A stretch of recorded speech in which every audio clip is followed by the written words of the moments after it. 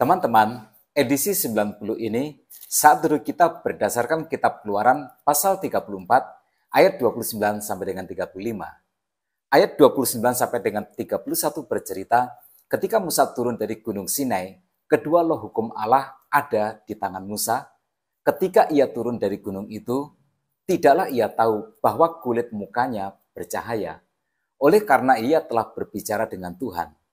Ketika Harun dan segala orang Israel melihat Musa, tampak kulit mukanya bercahaya, maka takutlah mereka mendekati dia. Tetapi Musa memanggil mereka. Maka Harun dan segala pemimpin jemaah itu berbalik kepadanya, dan Musa berbicara kepada mereka. Ini adalah pemandangan yang luar biasa untuk kita renungkan. Sebenarnya ini bukan kali pertama Musa naik ke Gunung Sinai. Ini juga bukan kali pertama Musa kembali ke perkemahan dengan membawa kedua loh batu. Tetapi kali ini berbeda, kulit wajahnya bersinar. Nah, kata yang diterjemahkan bersinar berarti memancarkan sinar. Tetapi kata ini juga terkait dengan kata untuk tanduk. Mungkin Tuhan memilih kata khusus ini untuk membedakan tanduk kemuliaan Musa dengan tanduk anak lembu emas, penyembahan berhala yang sebelumnya disembah oleh orang Israel. Nah, terlepas dari itu semua, kita melihat satu hal dengan sangat jelas, kali ini wajahnya berubah. Nah, mengapa?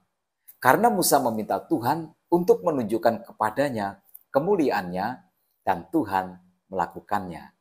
Ya, jika kita tidak berfokus kepada diri kita sendiri, jika kita tidak egois, jika yang kita pikirkan dan inginkan hanyalah Tuhan, maka kita akan menjadi orang Kristen yang berbeda. Ada pancaran Tuhan di wajah kita. Percayalah ini, aura seseorang menceritakan isi hatinya. Pancaran wajah seseorang menggambarkan sebagian dari watak, dari tabiat, atau karakternya. Seperti kebaikan tidak bisa disembunyikan, begitu juga dengan kejahatan. Bahkan jika kita cemas, kita marah, atau takut, atau khawatir, itu akan jelas terlihat dari wajah kita. Tetapi sebaliknya, jika kita intim dengan Tuhan, kita memiliki rasa percaya yang besar kepada Tuhan, hati kita dipenuhi dengan keikhlasan dan keyakinan, itu juga tidak dapat disembunyikan di wajah kita. Musa mengajar kita sesuatu yang sangat penting. Sumber dari cahaya yang memancar di wajahnya adalah dari Tuhan. Ya, orang yang memiliki hubungan yang benar dengan Tuhan pastilah berbeda dengan orang Kristen yang cuma KTP saja. Kadang kita cukup melihat wajahnya saja, karena wajah tidak akan berdusta. Ayat 32 dan 33 berkata, sesudah itu mendekatlah segala orang Israel, lalu disampaikannya kepada mereka segala perintah yang diucapkan Tuhan kepadanya di atas Gunung Sinai. Setelah Musa selesai berbicara dengan mereka, diselubunginyalah mukanya.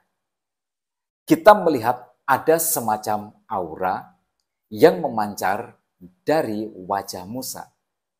Semacam kewibawaan atau karisma yang bersifat ilahi. Musa baru menyadarinya setelah dia selesai berbicara dengan tua-tua Yahudi. Karena itu, kemudian dia menyelubungi wajahnya supaya itu tidak terlihat oleh orang Israel.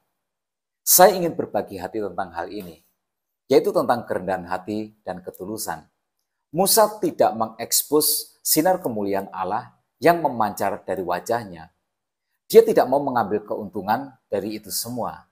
Yuk bandingkan dengan zaman kita sekarang ini. Ketenaran justru dikejar. Popularitas justru dijadikan target.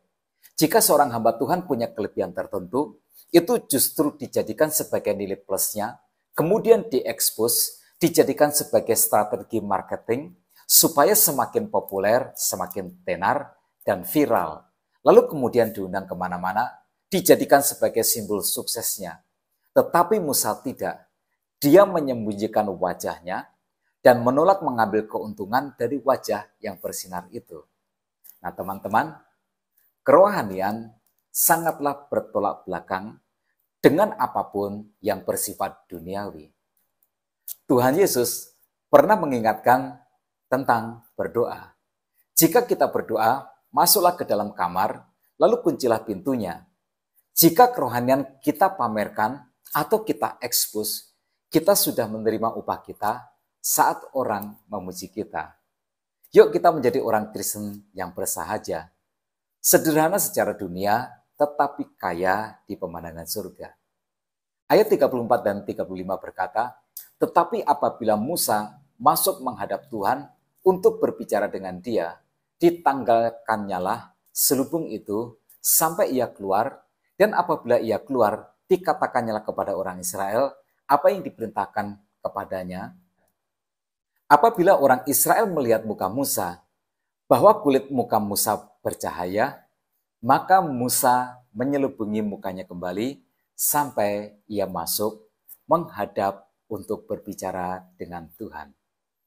Musa menunjukkan teladan yang luar biasa. Setiap kali dia selesai berbicara dengan Tuhan, dia keluar lalu menyampaikan pesan Tuhan, apa yang Tuhan kehendaki supaya umat Tuhan melakukannya. Saya pernah mendengar khotbah yang isinya hanya menceritakan pengalaman pribadi dari sang pengkhotbah. Antara nas dan apa yang dia bicarakan tidak ada hubungannya. Nah teman-teman, kita tidak boleh berbuat yang seperti ini. Tugas kita adalah menyampaikan firman Tuhan, menyampaikan pesan Tuhan. Untuk itulah kita dipanggil menjadi hamba Tuhan. Nah menjadi hamba Tuhan bukanlah pilihan profesi, bukan pekerjaan yang bersifat karir, tetapi menjadi hamba Tuhan adalah panggilan Tuhan untuk kita menjadi alat di tangannya, melayani generasi yang nantinya akan menjadi generasi Tuhan. Tetap semangat dalam kehidupan. Tuhan Yesus memberkati kita semua.